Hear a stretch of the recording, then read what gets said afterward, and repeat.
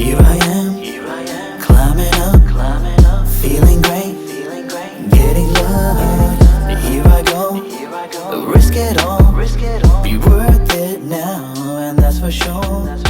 Watch me as a Rocketeer, flying. Okay, welcome everyone to Talk Down Under Ep.19. Before we get into all the good stuff, I thought I'd just put this out there right from the jump. We're finalising our sponsorship drive. I think I say that every week, but if anyone's interested, hit us up. If anyone wants to support the podcast, support the local scene, let us know. Hit up myself or my co-host, who of course is Lockjaw Justin Van Heerden. How are you, mate? Yeah, it's going pretty good. We're here. We're back at it again. Yep, as you said, people have businesses or sponsors or things like that want to sort of jump on. Let's do that. And other than that, just ready to talk about some fights and do the usual sort of banter and whatever comes, whatever pops into my head as we're doing this. Absolutely. Well, we got plenty of fights to talk about, which is lucky because that's what we do. So we've got UFC 275 from the weekend. It's obviously a pretty Aussie-heavy card. We've got Rob Wilkinson in action this weekend, as well as Charles Joyner, who I interviewed. It's on the Fight News Australia YouTube channel, of course, as well as some other bits and pieces. So... we may as well get stuck into it. But before we get to UFC 275, road to UFC last week, we talked about this in episode 18. Sean Etchell was in action against Takeru Ishida of Japan. It was a non-tournament bout, and it was really, I guess, just to be on the radar of the UFC, and an impressive performance could possibly earn you a contract. I guess we don't really have that much information on road to UFC, to be honest, and what the implications are. But unfortunately, Sean Etchell seems to have had a bit of trouble making weight, just looking at the photos. He's missed weight on the first opportunity and made weight once his sort of extra 2 hours had expired, and I don't know if that had an impact on the fight. I think, Justin, you can probably give us a bit of insight into that, but he has lost by first round rear naked choke. He was on the back himself. He was sort of foxing for a choke of his own, and Ishida pulled off a pretty slick reversal and sunk in the choke pretty quickly. So what did you make of Sean Etchell's sort of weigh-in situation and his performance on the night? Super unfortunate. Obviously, the result. I haven't gotten to talk to Sean yet, like directly about it. I thought I'd wait a little bit more until I'd ask him. But obviously, whenever you look at the weigh-in side of things, if a fighter doesn't make weight on the first go around and then has to do that extra bit more, naturally, you're gonna be that bit more depleted. You're gonna have to make sure your rehydration is a bit more on point, and it's gonna have an effect when you're in there. And I feel like looking at the performance and what we're sort of used to seeing from Sean Etchell, the pace we're sort of used to seeing, the violence that we're used to seeing, the pop on the punches, the sort of, forward motion, controlling the center of the octagon, all that sort of stuff just wasn't there.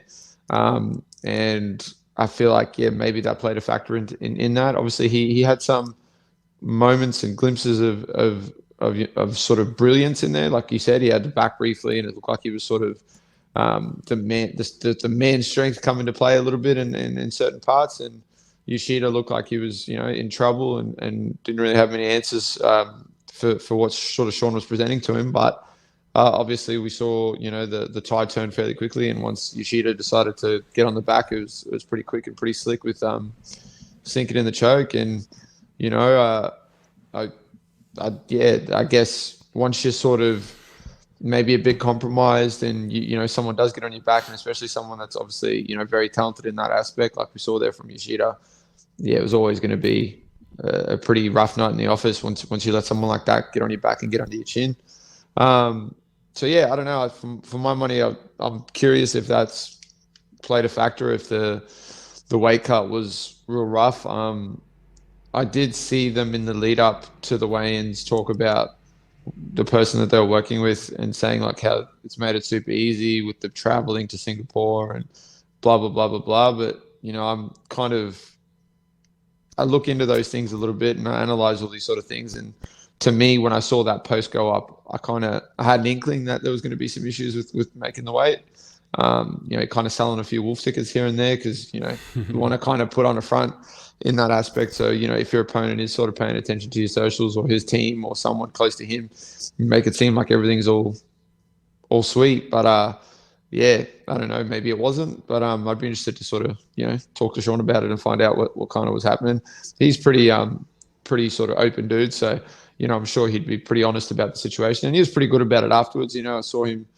I saw his post that he put up and he's, he's pretty good about it. He's like, oh, it's a hiccup, it's a minor sort of roadblock for him, but, he's going to come back. He didn't make excuses, didn't say, oh, it was because of this, it was because of that. He was just kind of like, oh, it was, just didn't go my way, but we'll figure it out. We'll just get back there. So, that's probably what you want. And his team sort of had the same sort of outlook. So, I guess that's all you can take away from it. It didn't go his way, but he's not going to let it deter him. He's just going to keep going. It is a bit of a roadblock, as you say. Like when you've sort of come that close, you've been right under the UFC's nose there, and obviously it hasn't gone your way in the end, and sort of the weight struggles and whatnot. So, like, how damaging is that to someone's sort of confidence or motivation to sort of come that close and fall short? Would that kind of light a fire under you, or would it take a little bit of time to maybe just kind of just gather yourself again before you go again? What do you reckon? It's gonna depend person to person. For someone like Sean, it's for sure just gonna like motivate him to work harder and be even better and get back there and do it properly and kind of take advantage of what's there for him. But for other people, it could be like the sort of deciding factor to just pull up and be like, all right, man, I don't know if I want to do this anymore. Hopefully it's not the case with him, but like I said, I suspect it's going to motivate him even more. But, when you get that close and you sort of done everything, you've been on a bit of a tear and then something like that happens and the sort of things come together like that, then, you almost wouldn't be surprised if someone just kind of pulled the plug or took a step back or took a break for a while, even, just kind of sat back and went, all right, man, maybe I don't know if I want to keep doing this. So, I guess we'll see. Time will tell. Yeah, I think Sean, I don't know Sean, by the way. I haven't sort of met him or interviewed him. It's not for a lack of trying, by the way. We'll put that on record. But, I haven't actually met Sean. But he does seem like a pretty laid-back sort of character, like someone who would sort of take something like this in stride. So hopefully that's the case. And, he's, 28 years old, I think. So, there's still plenty of time in mixed martial arts. It's not, that's not an aging fighter. But also Ushida, certainly not an aging fighter, only 19 years old. So I don't know, what do you make of his prospects? Because I feel like at that age, he looks pretty physically sort of immature, I guess, is for lack of a better term. Would you throw him sort of back to maybe the Contender Series or sort of maybe bring, if they're going to keep doing this Road to UFC events, sort of give him another go around on that sort of thing? Or do you reckon they can put a young fighter like that straight into the pool? What do you reckon? Not at all. If they put that kid in the UFC, he's going to get washed out of the sport and deterred and just burnt out. He's just going to get destroyed. Because if you look at people that he's going to have to deal with at that division as a flyweight, it's going to be rough for him to sort of think that they can just slot him in there. The same sort of thing happened with Chase Hooper. He got there so quickly and just, had like a minimal success and then just couldn't hang. And now that he's aged a bit, gotten a bit older, he's filled out a bit more. Now we're kind of seeing him come to his sort of own and put on sort of better performances. Imagine, and flyweight being the division it is, say he does find a little bit of success, it's like a Sage Northcutt type deal. You get rushed forward a bit. Now you're standing across the cage from fucking, I don't know, name any one of the guys, Kai, Marino, Figueiredo, either one of them, that's a rough night in the office for that kid because, those guys hit very, very hard. They're very, very fast. They're very, very big. Although flyweight's the smallest weight and experience, although flyweight's a small weight division, they're big for that, in that weight division. So, it'd be, and they're he'd be fighting some more experienced, more technical, bigger, stronger, grown men, as opposed to, someone that's on the same sort of plateau as him at the moment. So for my money, I think I'd like to see him just get built up a bit more. And then when he's starts filling out a bit more, then sort of, we'll talk about getting him in the UFC or something like that. But, that's not up to me. It's up to his team and what the UFC decide. But I just don't want to see a kid who's obviously very talented get completely burnt out and, walk away from the sport or find another avenue because of sort of something like that happening. Yeah, I think we've seen quite a few examples, haven't we, in the UFC of fighters coming in sort of around that sort of 19, 20 years of age and maybe just not quite being ready, not quite up to it. Maybe it's just a little bit too soon in their careers. So, I mean, again, we don't really know what the plan is with the road to UFC. So maybe they just want to have a look at some fighters and just kind of stick them in the memory bank and keep an eye on them for a bit longer. I'm not really sure, but he's one to watch. Like he's just had a win against a really experienced sort of high level guy in Sean Etchell. So he's obviously no mug. So yeah, he can't be far off. But yeah, it would be good to see him get a few more years and just sort of fill out a little bit more before he was sort of thrown to the wolves. And I imagine that's what they'll do. Yeah, 100%.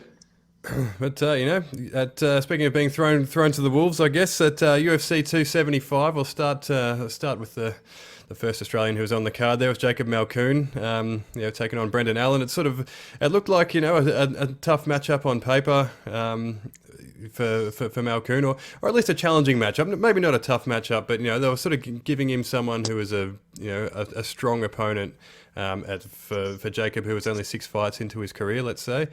Now he's lost by unanimous decision. It was kind of an interesting fight, right? Like we know the Australian portion of social media was pretty up in arms about the decision, but we talked about this over the weekend, and I didn't think it was too bad, to be honest. I felt like Brendan Allen had more in the striking, and he did more damage in the end, and I think he did more with his control time at the end of the day. So what did you make of Malkoon's performance and of course the decision? Yeah, I watched it live, and then I could see sort of, watching it live and obviously around people like other Australians, and you kind of want to see the Aussies do well. So you do sort of have that little bit of a sour thing going like, oh man, I think he got done pretty badly. And then I rewatched it, and I kind of felt sort of similar, but then I was like, nah, like let's watch this independently. Like, let's put aside the fact that he's an Australian fighter that we want to see do well. Let's watch it. Let's score it. So I grabbed a piece of paper, pen, started scoring it when I was watching it. And then, yeah, for my money, I don't think it was a robbery as people were claiming. I think Allen just did more. So he, it was a sort of warranted win. Jacob, had the benefit of he didn't really, come out of the fight too banged up. So he could probably go again real soon. It's just sort of a learning curve, really. I don't think it's sort of this big highway robbery that people are making out to be. You see clips of fucking Robert Whittaker walking around afterwards, shaking his head and being real upset. It's like, man, you understand that's your teammate and you're going to feel that way. But it wasn't as clear cut as sort of people think it was. Yeah, absolutely. I think it's easy for I guess their teammates and things like that to sort of have that kind of a bit of bias when they watch the fight. You always sort of, I guess you view, what your teammate does sort of more than, you observe what your teammate does more than what you observe the opponent perhaps. But I didn't think it was too bad. But I think Malkoon showed some improvements along the way. Like he had some success. The first round he really seemed to be struggling in the stand up. But once he got that jab going, he just landed it over and over and over. So I think that was probably something we haven't really seen from him before. He seemed a bit more willing to sort of stand up and test himself in that realm before he went sort of diving into a takedown. So I think he looked good. Yeah, no, there's always going to be like little things that you can pick out. You got to still pick out the good things. So let's see how he rebounds from this. Let's see what they do with his team, and obviously trains alongside Rob. Rob's preparing for Vittori, so I'm sure if he's the type of dude that he's going to be keen to sort of back it up again. Maybe he'll end up on that same card. Get back in there and kind of rebound from it. Absolutely. And apologies for before. I don't know if you heard my phone buzzing there. We're 19 episodes into this podcast, and I don't know how many times that has to happen before I finally learn my lesson. But one day I'll put my phone somewhere that it's not going to disrupt the podcast. So apologies to the listeners and to yourself, Lockjaw, for yet another buzz in the background there. But back onto 275. Josh Kulabau was next up against Sung Woo Choi. And again, another impressive performance there.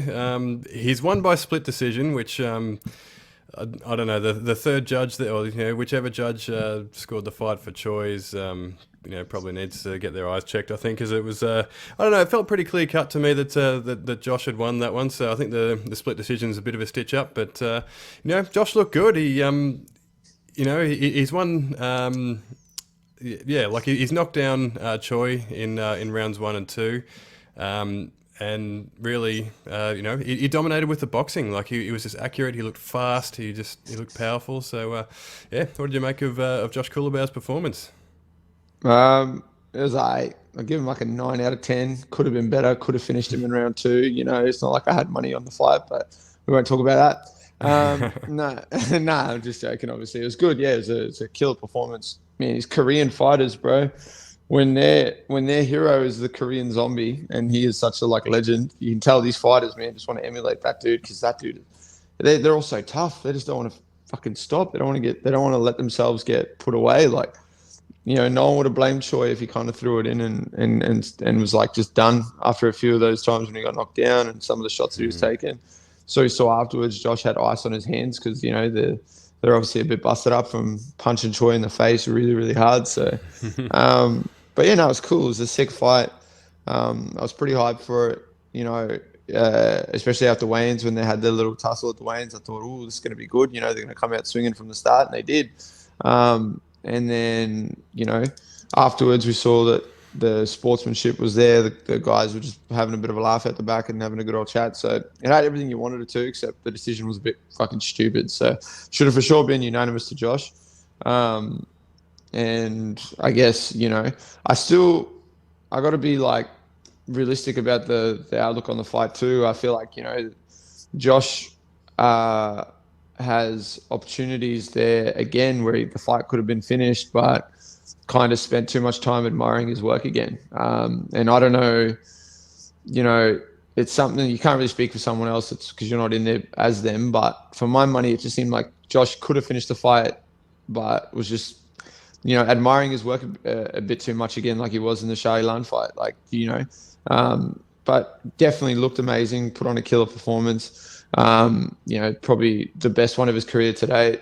And then, kind of put a stamp on him being in the UFC and being in this division. So now people are going to be sort of starting to pay more attention to him, which is really, really good. But yeah, I just feel like there's something there that's still missing. And I feel like next time potentially we could see him, whatever that is, overcome that and actually start putting these dudes away, because he's obviously, very, very talented, and he's doing the work and he's getting in there and, showcasing it. But I just want to see him reap the complete rewards of that, not just half measures.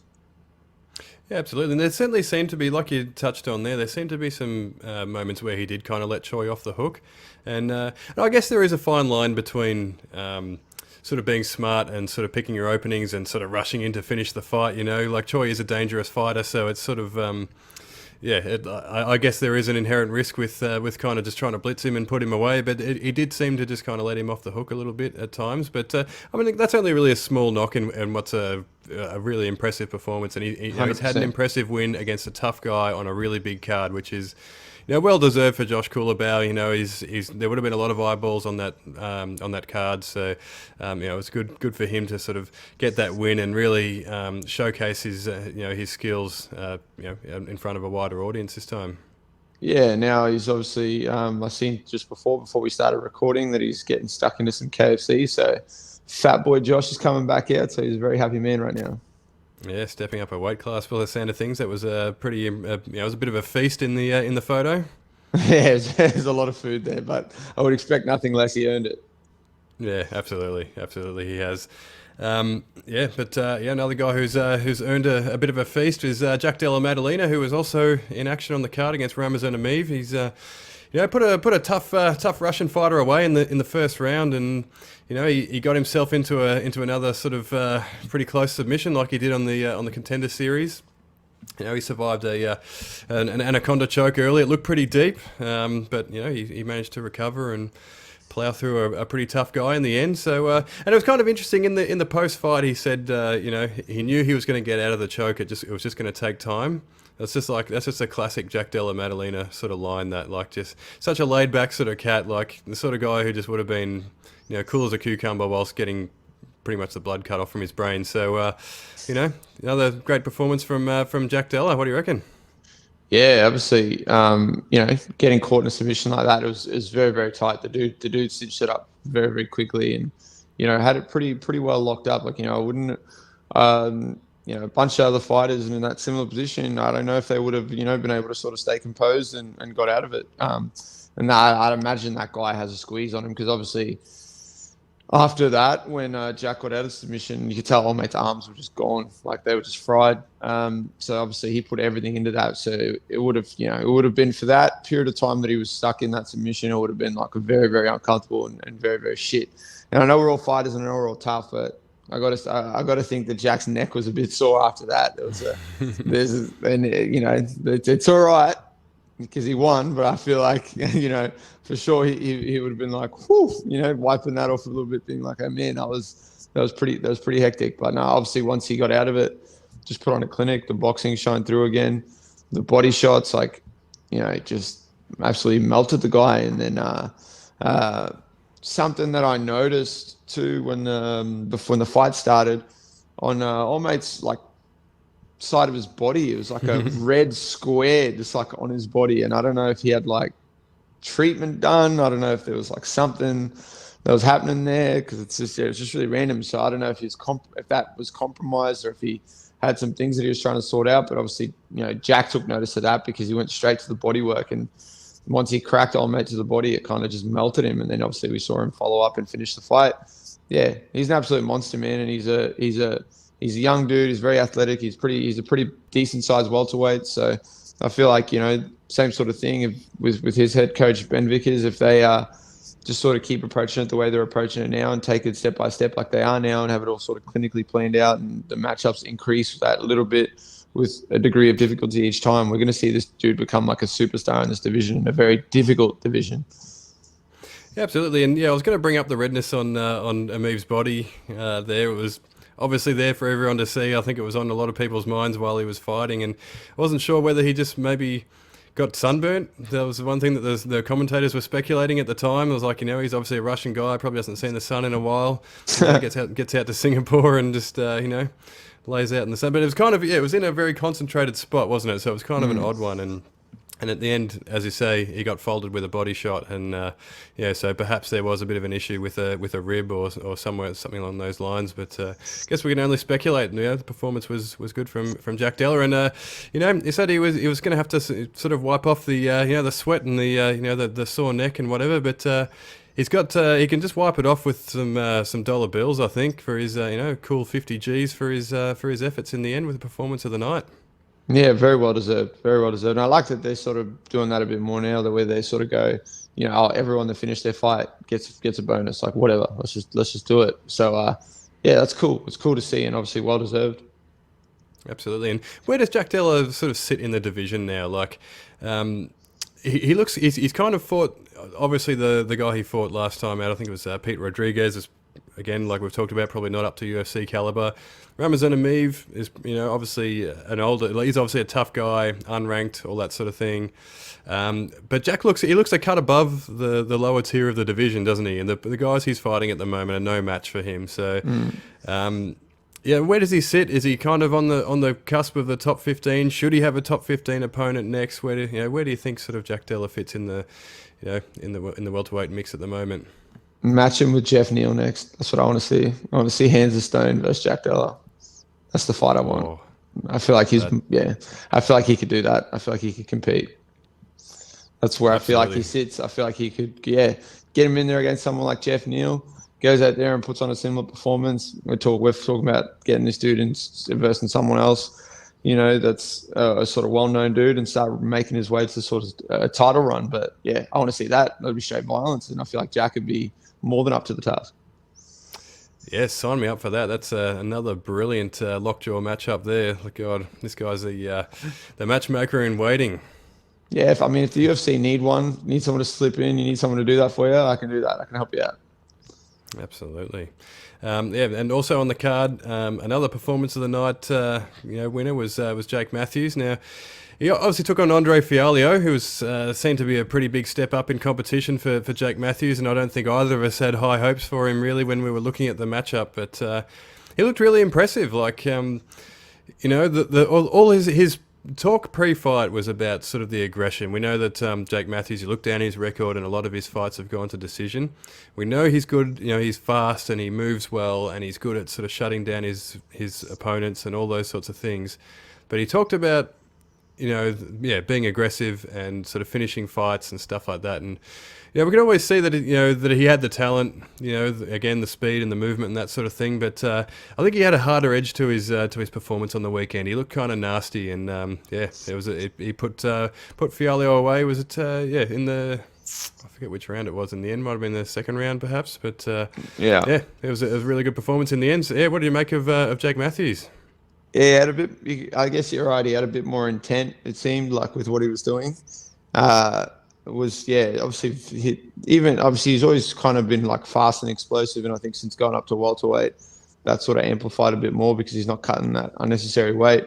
But he looked even faster in this fight. It wasn't so much. I don't think it was so much that the punches that he was throwing and they were landing. It wasn't so much even the power. It was more so just the speed at which they were landing. The power is obviously going to always be there, but just how fast he was in there and the combinations that he was putting together.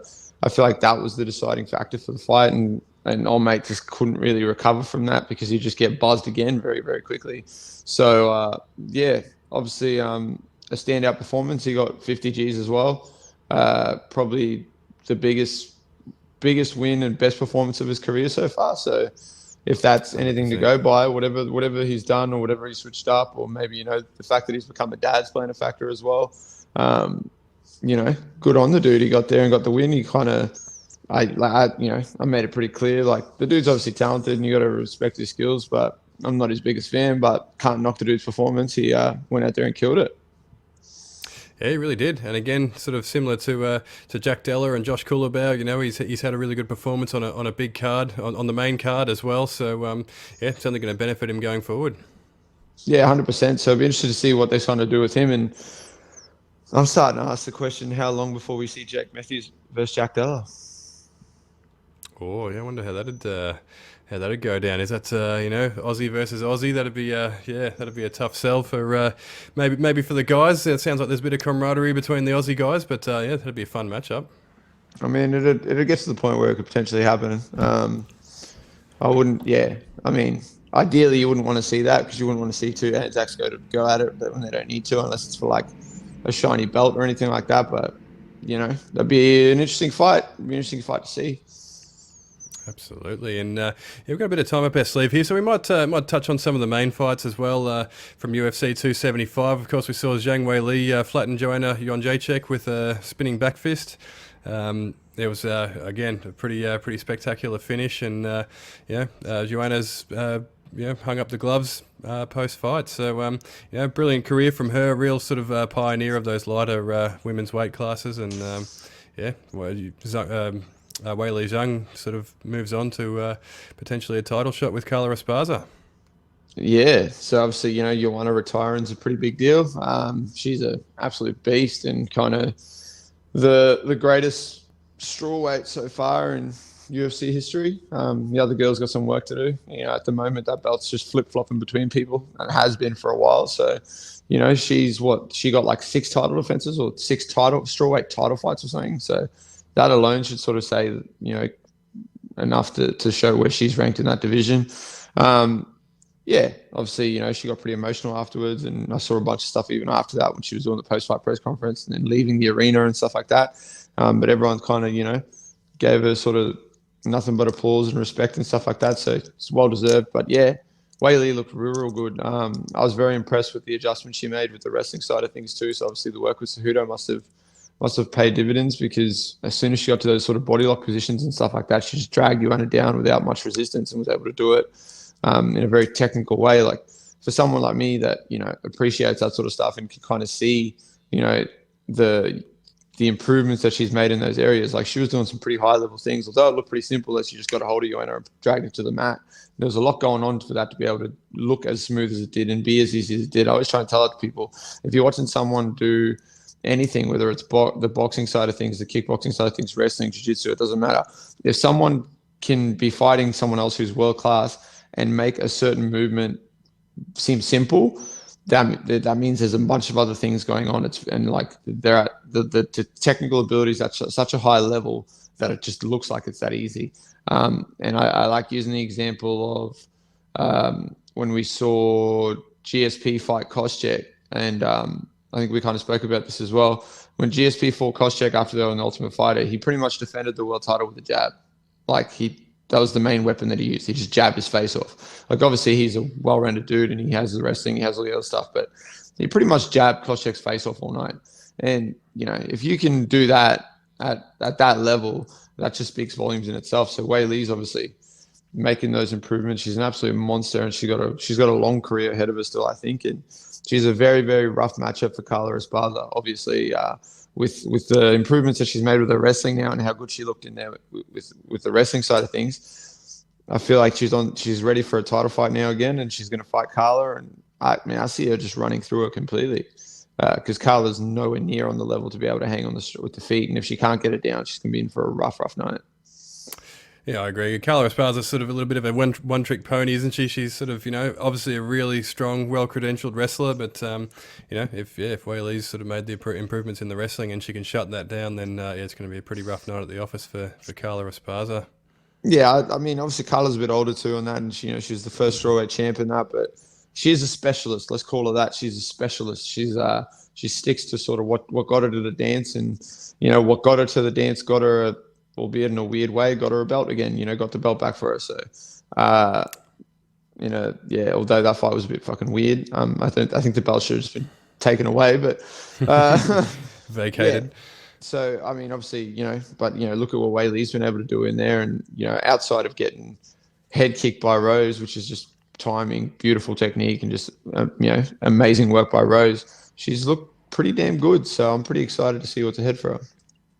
Yeah, absolutely. And specialist is a much better term than one-trick pony. So thanks for offering that one. That was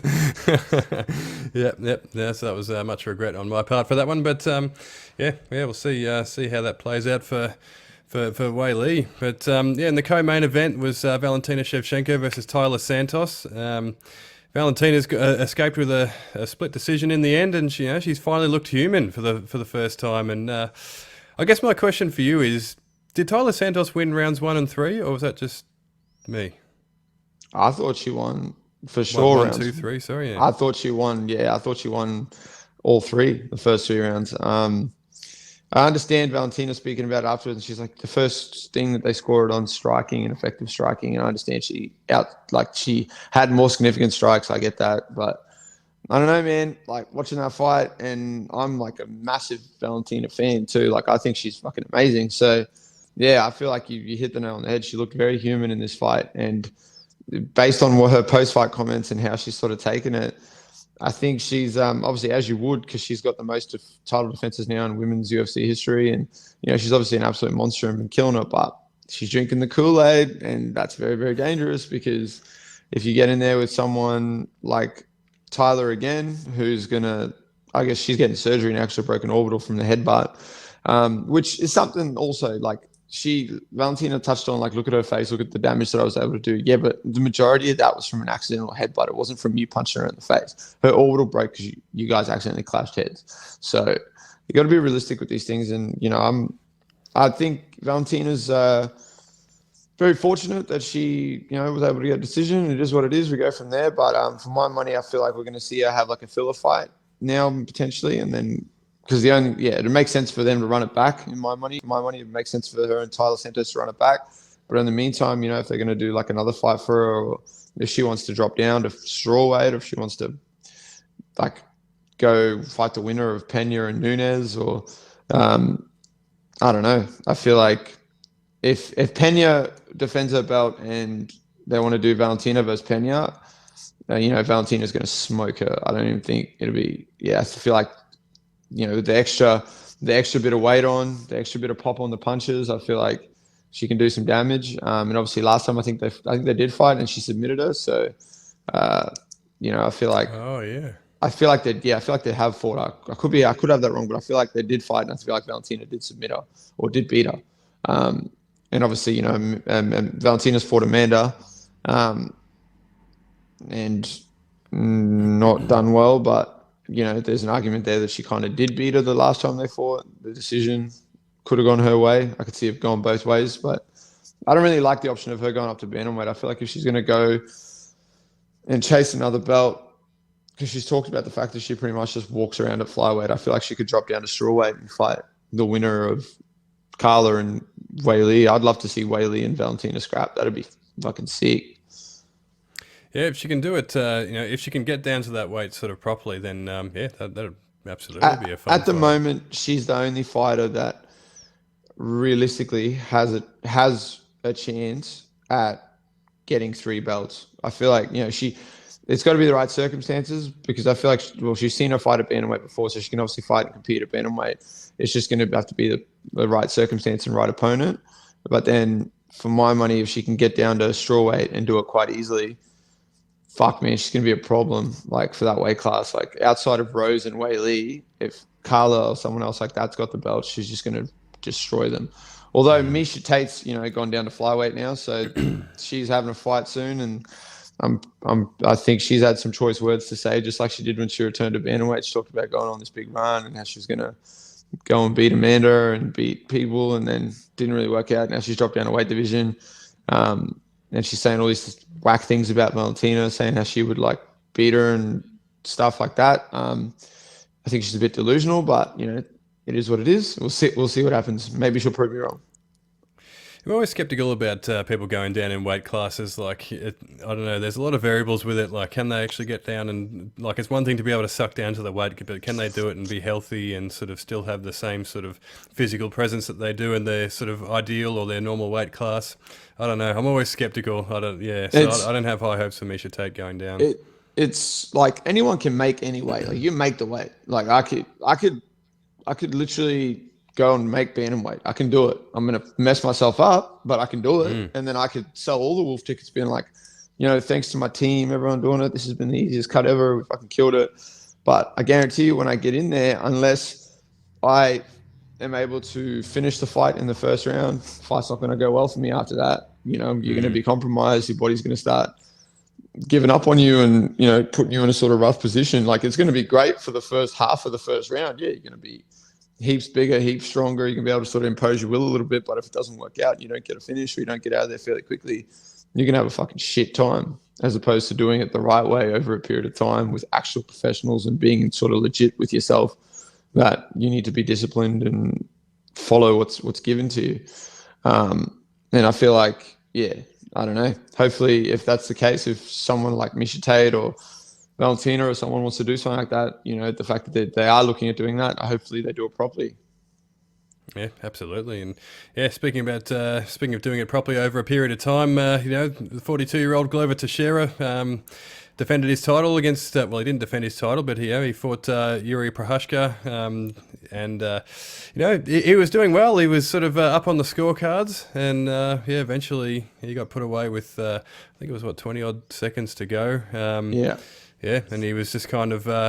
He said after the fight that he'd had a tough weight cut himself, and he was kind of gassing from the body shots and from the power of Yuri. So, what did you make of Glover's performance? And of course, Yuri sort of, a bit of a smash and grab in the dying sort of embers of the fight. Yeah, man. Obviously, congrats to Yuri for fucking finding a way to win and doing it with like barely any time left. A bit of a buzzer beater win, with a submission. First time that Glover's been submitted. Man, I'm just so bummed though. Like, fuck, I like Glover. I didn't want to see him lose. Like, I've been, like, Colby and I spoke about this. Like, he's messaged me right after the fight. He was like, "Oh man, what a fight!" And I was like, "That was a crazy fight." And he's like, "I feel kind of sad though." I'm like, "Bro," I'm like, he's like, I almost cried. I was like, I did cry. Like, I was so bummed. I don't want to see Glover lose. And it made it even worse. Like, I was holding it together. And then when he asked DC if he looked like he was 42 while he was out there, and DC said no. And then he was like, all right, then I'm going to keep going. I got so hyped, I started throwing shit around. I was like, I was happy as shit. So hopefully we can see Glover, go, and if they do a rematch, they do a rematch. If not, if they're going to do Jan and Yuri, whatever, maybe if they give Glover, because Anthony Smith had a lot to say about the fight. If he wants to run it back with Glover and get his head punched in again and have his teeth punched out of his mouth, wouldn't be opposed to seeing that. And I like Anthony Smith. I think he's a cool dude, but I feel like that's a bit silly to say that because he said some whack things about the fight. He was like, it's a cool fight and it was entertaining, but the technical stuff in the fight was all wrong. And I thought that was pretty whack to say something like that. But, you know, obviously there was some mistakes by Glover. You know, you had Yuri very, very hurt and decided to go for a guillotine, dropped to his back, and Yuri slipped out. And there was, you know, he done a few times there where it's just, which kind of must be, which says to me that it was spot on, the fact that he had a rough weight cut and it was affecting him in there, because, and like he was a bit gassed and a bit, because obviously wasn't thinking straight at times because of that, because Glover's very experienced and he's like older. He's been in the game for a long time. He's very experienced. He's got good fight IQ. He knows how to go there and win fights and perform. So, but at the same time, you know, he had him hurt and then went, I'm going to go to what I know. I don't knock the dude for trying to go for that guillotine. I just feel like maybe, yeah, in hindsight, obviously it's easy to sit and go, it wasn't the right choice, but it's just as easy the chance that he grabbed a hold of Yuri's neck. And obviously when you're in a state where you've been buzzed like that, it could have been very, very well over very quickly. And we would be sitting here going, fuck, look at Glover. He's going to fight Jan again. So yeah, and obviously Yuri is the champ now. Obviously monster performance from him as well to come back and rally up and win, because he was for sure down on the scorecards. Like he was 20 seconds away from coming out of that fight as, you know, the loser, because Glover was clearly up on the scorecards. But, you know, they both had their moments, and easily the second best light heavyweight title fight we've ever seen. Jones Gustafsson's still number one for me. Yeah, I agree. And yeah, like, do you think an immediate rematch is warranted here? Just given the way that the fight panned out, like Glover was 20 odd seconds away from retaining the title. You know, it was obviously a really great fight, but then, like you were saying, you got Jan Blachowicz is kind of hanging over the sort of title picture as well. So I don't know, do you do an immediate rematch, or do you think Jan has earned his shot next? Well, yeah, it's weird because Jan defended the belt a couple of times and then fought Glover and didn't get an immediate rematch, and then Glover fought Yuri.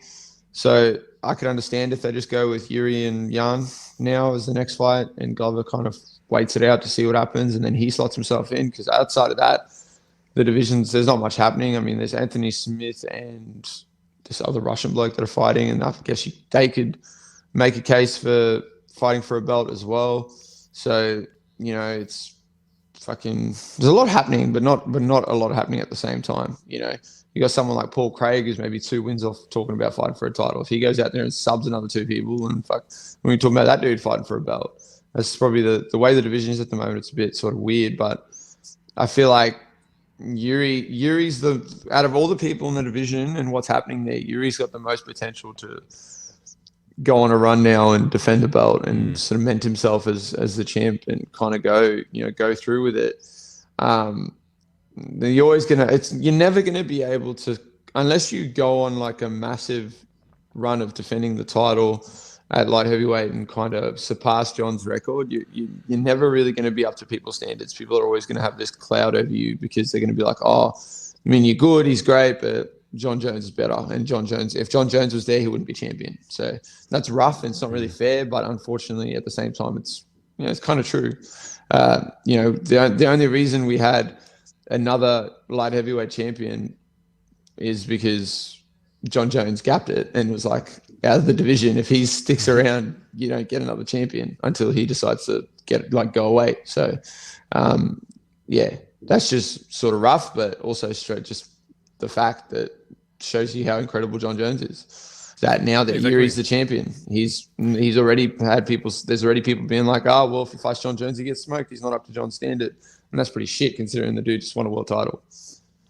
Yeah, this bar's been set pretty high, hasn't it, at light heavyweight? And even though John Jones is clearly, from the recent photos, isn't going to be making light heavyweight again anytime soon, he's still this boogeyman over the division, isn't he? That, like, it's just, people are always going to be compared to him because he never actually lost the title in the cage. So, yeah, it's a bit of a shame, but, Yuri's going to have to blaze his own trail, isn't he? He's a guy, like you say, he's a good age, he's a dangerous fighter, he's got a sort of fun style to watch, so, yeah, there's definitely potential there for him to go on a run, as you say. So, hopefully in time, the whole John Jones, the shadow of John Jones will pass, and Yuri or whoever the next sort of big champion is can kind of blaze their own trail. But we've got a few other bits and pieces to cover off. We've got Charles Joyner, who's in action this weekend in Rome. He's fighting for the ISKA World Cruiserweight Kickboxing World Title. He's fighting a guy called Matteo Ferrani, who's from Italy, obviously. For those who don't know, Joyner, I've interviewed Charles Joyner, by the way. I'll plug this again one more time. It's on the Fight News Australia YouTube channel. So to get some more info on Charles, he sort of talks about his background and his martial arts journey and all of that sort of thing. So to get some more info on that, go and see my interview. But for those who don't know, he's 26 years old. He's a former training partner of Tyson Pedro and Tai Tuivasa. He's just late last year moved to the UK. He's reeled off a couple of quick wins, and now he's sort of got this world title opportunity. But his aspirations are in MMA. He wants to eventually, and he said in the interview, I won't give away too much, but he wants to sort of make his MMA debut potentially by the end of this year, and sort of push on towards the UFC. But I think he's only been training sort of grappling and MMA for about a year, so he's probably got a bit of time to go before he sort of makes it to a UFC sort of level. But for now, he's got a ISKA world title kickboxing opportunity. So yeah, what do you know about Charles Joyner, and what do you think of the kickboxing chances? Yeah, it was an interesting chat, the one you did with him. So it was cool to sort of hear him sort of break things down a little bit. He's obviously a very talented martial artist in the striking side of things. Dude's a beast, and he's a big guy, very tall, very long, very rangy. So I'm excited to sort of see how this fight goes on. Obviously, it'd be dope to see him go out there and win this sort of world title. And then, like you said, if that's the sort of aspiration to go into the MMA side of things, it's not a bad thing to have on your resume to carry over into the MMA world. That you have a kickboxing world title up your sleeve. And then it's also going to, as a mental thing, when you're getting in there with the guys in the MMA side of things, it's going to mess with them a little bit, man. It's going to play a factor. Like if you're standing across from someone who's got a kickboxing world title, and they're obviously very experienced in that realm, and it's going to play a factor. We're going to see these dudes kind of want to really find that one path to victory in being on the grappling and the wrestling. And if you can defensively keep it standing, he's going to beat the shit out of a lot of dudes.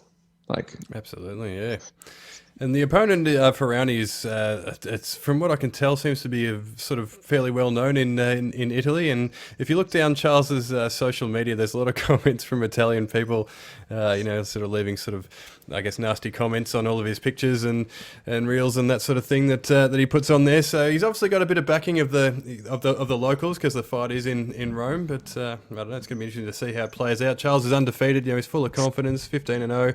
But he's only been training for 6 years as well, which is kind of an interesting little sort of sidebar there. So I believe that one's going to be it's under the what's the promotion's called Octagon with a K, and it's streaming on DAZN. So if anyone wants to watch it, look it up and have a look at Charles Joyner. But also in action this weekend, we've got Rob Wilkinson. He's back in the he's back in the PFL on the 18th. He's taking on Victor Pesta, so it's his second round fight. So obviously this is the last fight before the playoffs, and a stoppage win would basically guarantee Rob Wilkinson passage through to the playoffs. Victor Pesta, we know, got beaten by Omari Akhmedov in his first round fight in pretty spectacular fashion. He got flatlined with a pretty heavy punch in the end. So we don't know what sort of state Pesta's going to be in, but what we do know is that he's going to need a finish. He needs a first round finish to have any chance of making the playoffs here. So he's going to have to come out fast and try and put Rob Wilkinson away, and he's going to have to put himself into the fire. So yeah, what do you reckon of Rob Wilkinson's chances of putting Victor Pesta away and booking his place in the playoffs? Bet the house on a TKO finish. If you got a betting app that you use or partner or whatever the fuck you want to call it, bet money on him to win by TKO finish, TKO KO, chuck your money on that. That's what's going to happen. This kid's going to get bashed. Rob's a big dude, hits very hard. This guy just got flatlined not too long ago, so he's compromised. The chin's gonna get tested, and unfortunately, it's not going to hold up. Shout out to Rob though, because obviously Chris Drummond's over there to help corner him, and he's over there at the moment because obviously, and he's fighting on Eternal as well, July 16th. He's in the action. You might have heard, and another person who's in action on that night is me. So Chris and I are going to come and get some wins, but. I want to see the boys do well, smash out this second round fight, book a spot in the playoffs and see him work his way towards $1 million and potentially more than likely fight, unless they fight before the final. The guy that was in the UFC that won it last year escapes my mind right now. Yeah, I've forgotten his name too. Oh mate, the Brazilian bloke. If you know who it is. Yeah. Well, I can't remember his name. Like I literally just watched one of his fights from the PFL. Yep, I literally was just talking about this guy the other day. Antonio Carlos Jr. That's there it. you go. That's Thank it. you, That's the one. Google. Yeah, so yeah, we cleared that one up. Yep, well, pretty much saved our bacon there. Doesn't he have a weird fight name too? Isn't it something weird? I swear he's got a weird fight name. Yeah, it's like Shoeface or something. Or I think it's something weird like Shoeface. It is Shoeface. There you go. Oh, Cara de Sapato, which translates to Shoeface. Shoeface. Fucking, how's the brain on a Lockjaw? Fucking hell. Fuck, this guy knows everything. Couldn't remember his name. I don't even know why I'm here. You could just be dropping knowledge bombs. Couldn't remember his name, but I could remember his fight name. That's fucking weird. There you go. Yeah, well, yeah. Hopefully, they get matched in the finals, and Rob plants a shoe in Antonio Carlos Jr.'s face.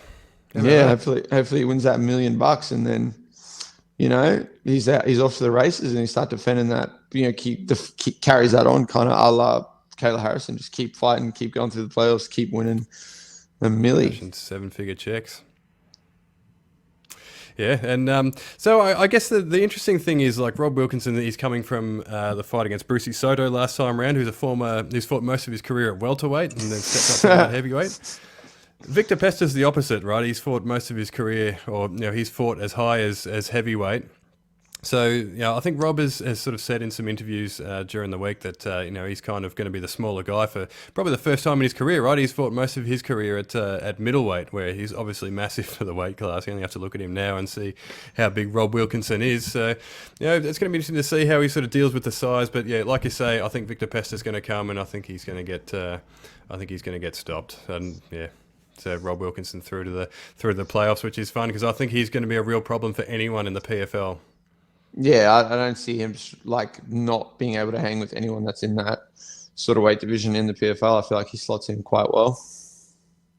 Absolutely, and just some other news that's just kind of dropped in the last couple of days. It's sort of come out that Jamel Charlo and Tim Tszyu have agreed a deal to fight for obviously all of their world titles, but Tim Tszyu obviously the WBO mandatory.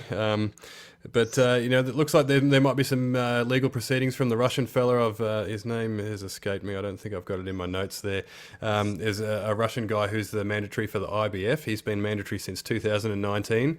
Oh. So sounds like there's going to be some... He's been paid some step-aside money before, apparently, but this time he's had enough. He wants the fight. So Jamel Charlo's either going to have to fight him or get a sort of a stay from the IBF, which might be difficult after almost 3 years as a mandatory, or he might have to vacate the belt and fight Tim Tszyu. But yeah, what do you make of all that?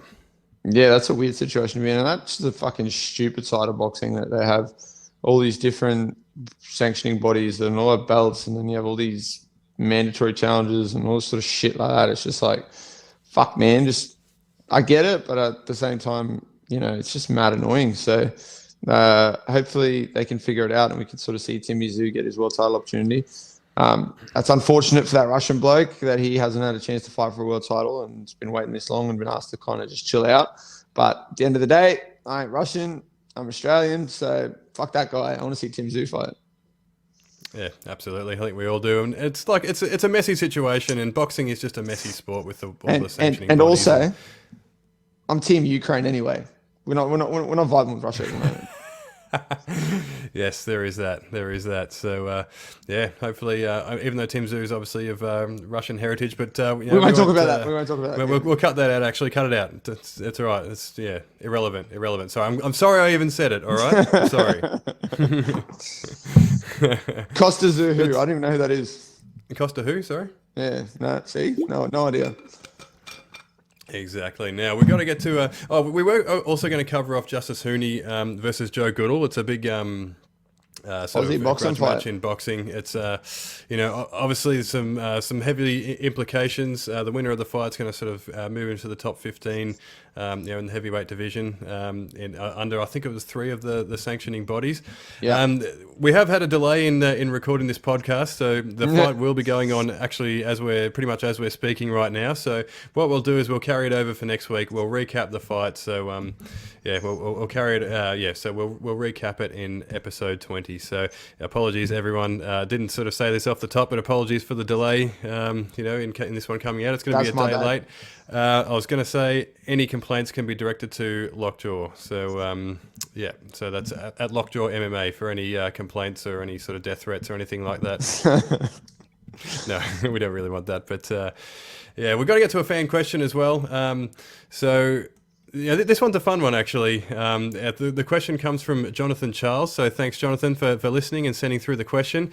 Jonathan's question is, should judges in MMA be limited to only being former fighters or who have competed in the sport? So it's an interesting sort of talking point. Obviously, judging is a real sort of common talking point in mixed martial arts. So what do you reckon? Should they only be former fighters who have actually competed? 100%. But I mean, in saying that right off the bat, I just want to say that isn't just going to suddenly make every decision great and make sense. Like, you're still going to get rough decisions, because at the end of the day, even though if you were to use only fighters who fought at a pro level and had some significant experience, you're still going to have, they're going to have preferences. They're going to have things that sort of stick out to them. So you're still going to occasionally you are going to get decisions that are still going to be a bit iffy, but I feel like it's going to happen a lot less than what it is now. That's just a pure fact, because the people that are going to be judging the fights are going to be people who've been in there, who, are experienced in the sport, who obviously are knowledgeable in the sport. So I feel like it's going to remove a lot of that off the table. But, I feel like it's never going to be something that you're going to completely fix and you're going to have this magical solution for. But for sure, I don't get how we don't have people who competed in the sport, or at least have been involved in the sport in some capacity for their whole lives, as the judges for the sport at the top level. It's very weird to me that some of these people get to judge fights and then continually get to judge fights because they work for the commissions that they work for, and the UFC kind of doesn't have a say. But unless it's sort of very, very egregious and like so obviously wrong that they can kind of get rid of them. I had a nice chat with a couple of people who sort of dealt with the UFC and sort of been involved at that level. And, they tell me that after these events, they sit down with all the officials and referees and judges and everyone, and you have to justify to the commission and to the UFC your decision-making and why you made your decisions. So, for example, when Herb Dean messed up the Robbie Lawler-Askren fight, for example, where he looked like he was out, but he wasn't out, blah, blah, blah, blah, blah. So now Herb had to go sit down and sort of justify his decision-making after that. He had to sort of break it down and go, okay, here's why this happened. Here's this is why I made the decision I made. So if they're doing that, then how come we are still seeing some of these people who are involved in these shitty decisions allowed to be able to judge fights? So yeah, it's going to be a weird thing that's, I guess, always going to be part of the sport, but I feel like it's going to be massively reduced if you made it people who are former fighters who fought at a pro level and had decent experience. Yeah, absolutely. No, I think a lot of the judges, particularly over in the US, are sort of boxing transplants, and I think they can only carry sort of so many people in the organisation, right? So I think it's one of those things where it's going to take a little bit of time for those sorts of actual sort of experienced MMA people to come through in judging, and whether that's even a pathway that former fighters are even pursuing. A lot of former fighters, they go into teaching and things like that, coaching. I feel like, at the moment there are people that are judges in these commissions and things like that, and it's like any job, you have to wait for someone else to move on before you can sort of get your own opportunity. But over here in Australia, I think they have trouble finding the right sort of people, and I actually got down the rabbit hole myself recently. I was looking into sort of doing some judging myself, or at least just doing a course in judging.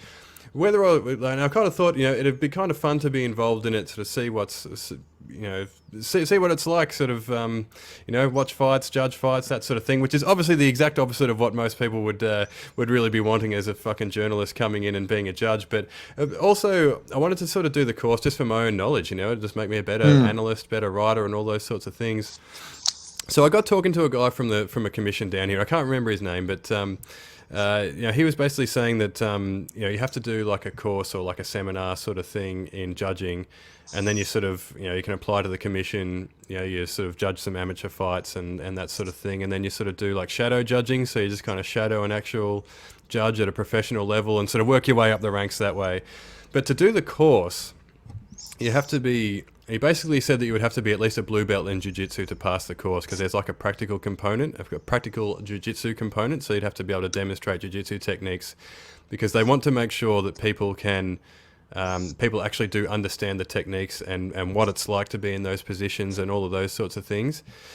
Now, what I thought was a little bit backwards about it, and I'll tell you why, is that there was no sort of requirement for any sort of striking background. Now, I come from a striking background myself, right? So, I understand what it's like to be punched in the face and knocked out and all those sorts of, punched and kicked and all those sorts of things. But there was no sort of striking requirement. He basically kind of said to me, like, if you've got a striking background, then maybe you should sort of look into a Muay Thai or boxing sort of seminar or pathway into judging. And that sort of seemed a bit backwards to me. And then, I went to... demolition. All right, I'll use that as an example, because there was a couple of dodgy decisions, and no one got robbed. They were split decisions. They went to the right fighter, as far as I was concerned, and as far as people that were sort of sitting nearby were concerned as well. They went to the right fighter, but they were split decisions that were, there was one judge, and I don't know if it was the same one over and over, but there was one judge that was obviously giving the fight sort of just to the wrong person when they were sort of clearly hadn't won the fight. And there were fights in which the fighter that sort of got one of the three scorecards had a lot of sort of cage control time. They was kind of just had their opponent pressed up against the cage, but really struggled standing up and didn't actually manage to sort of complete any takedowns. So for me, I don't know if, and again, I don't know who the judges were on the night, but I wonder whether perhaps there was a judge there with a grappling background who didn't really understand what they were looking at in the striking realm. They look at someone who's controlling their opponent against the cage. Now, obviously, the number one criteria is effective striking and effective grappling, right? But I don't think. I don't know, and you could probably help me out here, but I don't think that sort of holding someone against the cage, if you don't actually complete a takedown, I don't know that that's necessarily effective grappling. What do you reckon? Yeah, no, I'm inclined to agree. If you're just sort of holding someone up against the fence and not really taking them down or not really doing much damage, like, what are we doing here? I mean, I'd like to use, who was it? It was on an Eternal card earlier in the year. We saw Jamie Edenden fight, I think her name was Sarah Collins. I think she's based down in Melbourne. She had a lot of control up against the fence, just pressing Jamie up against the fence. Wasn't really doing much damage. And when they were separated, Jamie Edenden was punching her face off. So, again, she got a couple takedowns, but the majority of the control time was just up against the fence. So I don't think you win the fight off that. I mean, and I'm a guy that loves to wrestle and grapple and sort of do that to people and sort of make them wilt. But, there's got to be an intent. There's got to be a direct pathway that you're trying to go down with the action. So I feel like I have to agree with you. If you're just, if someone's doing more damage and, they're kind of having a bit more success and all you're really doing is just controlling them up against the fence, it's kind of like, I don't know, for my money, you shouldn't really get to win off that. At the same time, I do understand though, I think, Rogan touched on this recently again, if someone's able to take you down and hold you on the ground, and you can't get up, and even if they're not doing much damage, if you just can't get up and improve your position, well, I understand it's like, fuck, there's an argument there, you go, okay, well, that dude wins, because there's no referee there. Eventually, if you can't get up, you're fucked. That's just how it is. But when we're talking about that middle ground where it's just up against the fence, you're just being held against the fence.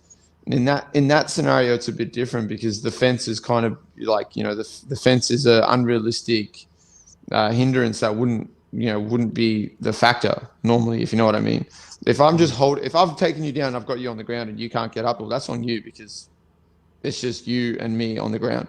But if I'm forcing you against the fence and I'm stopping you from being able to move and I'm utilizing the fence to be able to do that, it's a bit different, if you know what I mean. So it's a weird argument, but I kind of think that if someone's punching your face off and you're just kind of then holding them against the cage, and then the next round starts and they're punching your face off and you just hold them against the cage, but there's no damage or sort of intent, then I don't know if you can win off that. Yeah, absolutely. And I think that's right. I think the measure of success when you're up against the cage is really whether you've taken someone down or not, unless you're sort of grabbing a standing submission or something like that. But I think really what the intent is when you got someone up against the cage is to eventually complete a takedown. And Like, if you don't, then it hasn't worked. I don't care if you're controlling someone up against the fence for 3 minutes, but if it leads to you taking them down, or in that 3 minutes you're landing sort of damaging punches or knees or elbows or kicks or whatever, then fuck yeah, I don't care. Yeah, it's sick. If you're holding someone up against the fence and obviously they're defending and you're just trying to find your moment and pick your spot and get the sort of desired outcome, if you got them there for 3 minutes, but eventually it leads to a takedown, and then once you've taken them down, there's an intent there, and there's, you submit them, or you're doing damage from the top position, or you're able to sort of, break them down or do that, then that's completely different. I'll watch that all day long, and I'll support that. I'll say that person won all day long, but just to sort of stay staggered up against the fence is a bit weird.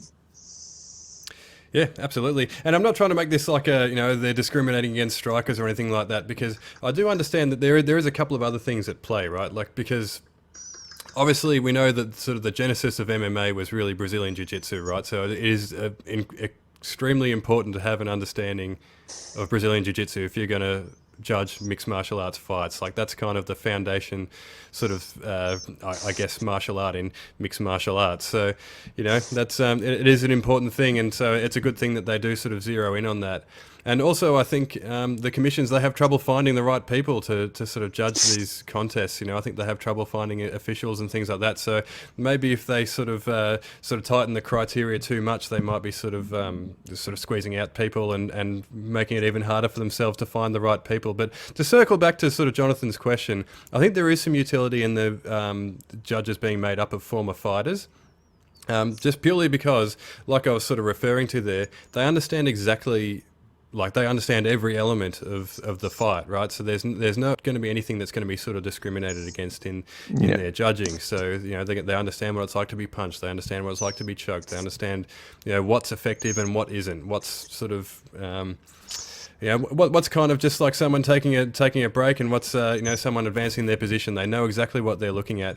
Whether they need to be actual sort of fighters, I don't know. I don't know, but I think it's probably an easy way to sort of quantify whether someone is actually qualified or not, is if they have competed in mixed martial arts. Because like, you could, I don't know, I could probably ring up and say, hey, I've done fucking 40 hours of jiu-jitsu down at fucking Joe Blow's gym or something, which would be a complete lie. But who knows? I think there's just sort of room for a bit of fuckery there if if it's just people that have trained. But I don't know, if you've got like a belt level in some sort of striking art. I'm not that I'm a fan of belts in striking, but if you've got some sort of maybe striking experience and maybe a belt in jiu-jitsu, maybe but I guess you would have to have some experience in all of the arts, I think is the crux of it. And I think so, yeah, for Jonathan's question, I think I'm not 100% sure whether it would be sort of narrowing the pool too much if they had to exclusively be ex-MMA fighters, but they should certainly have some experience in all aspects, I would have thought, not just sort of one or the other. At the very least, you needed to have been punched in the face. That should be like the minimum criteria. Someone has had to have punched you in the face with intent for you to be able to judge fighting.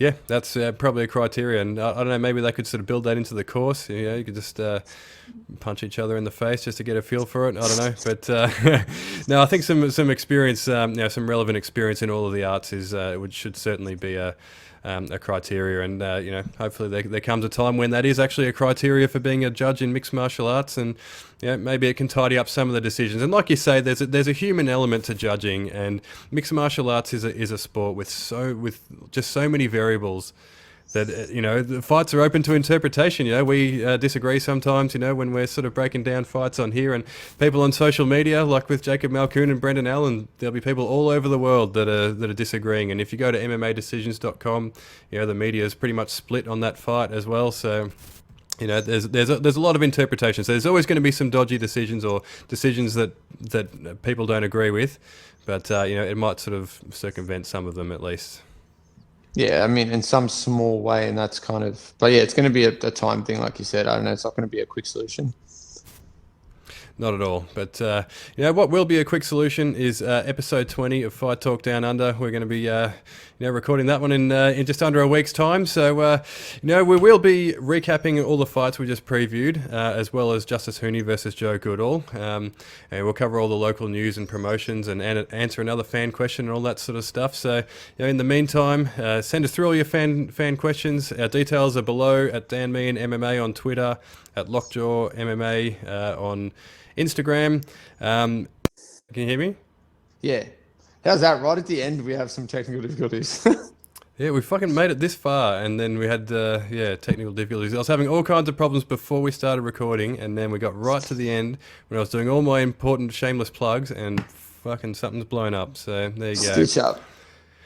Absolute stitch up. But, what won't be a stitch up is if you like and subscribe YouTube, Spotify, Google Podcasts, Podbean, Fight News Australia. Of course, you've already done that. But more importantly than that, we are now on the Instagram, finally. So, welcome to 2012 or whenever Instagram became a thing, but it's at Fight Talk Down Under. So give us a follow on there. There's going to be lots of fun stuff on there. I've given Lockjaw the reins there for better or worse. So a little bit nervous about that, but it should be fun anyway to see what goes down on there and see how often I get roasted on the Instagram page. So again at Fight Talk Down Under on Instagram, give us a follow. Check that one out, and for more good content.